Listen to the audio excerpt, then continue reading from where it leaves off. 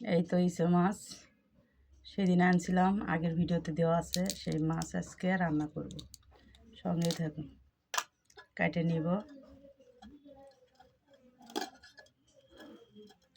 ইসে মাছের শুং কিন্তু ভালো লাগে, এগুলো দেয়ারই মচমচ করে ভালো লাগে।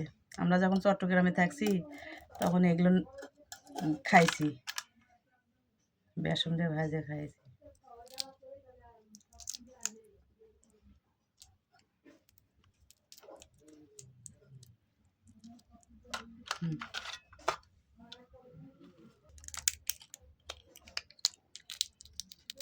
এই তো মাছের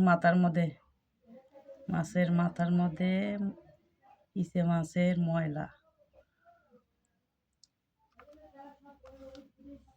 কুটে আসে।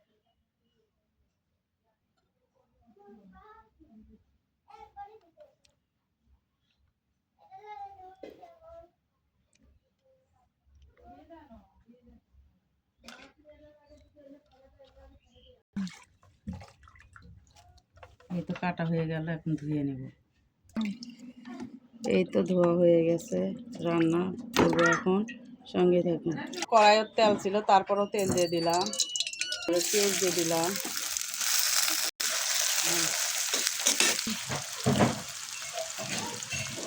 এই তো একটু লবণ দিয়ে দিলাম, তেজপাতা দিয়ে দিচ্ছি, এই তো আদা বাটা রসুন বাটা দিয়ে দিলাম, হলুদ দিয়ে দিলাম, গুঁড়ো মরিচ দিয়ে দিলাম, এই তো পানি দিয়ে দিলাম, কষে নিব। এখন কষে নিয়ে তারপরে চিংড়ি মাছ দিয়ে দেবো। এই তো কষানো হয়ে গেছে, এর মধ্যে এখন চিংড়ি মাছগুলো দিয়ে দিব, দিয়ে কষে নিব। এই তো কষানো হয়েছে, এখন একটু ঝোল দিয়ে দিব।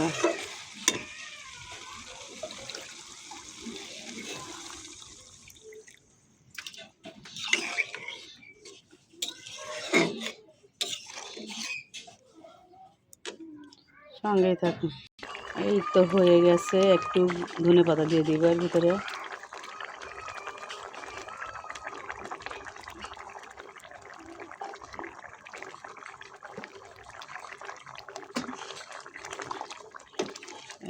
এই তো সামান্য একটু জিরের গুঁড়ো দিয়ে দিলাম এর ভিতরে। তো কেমন হয়েছে অবশ্যই কমেন্ট করে জানাবেন।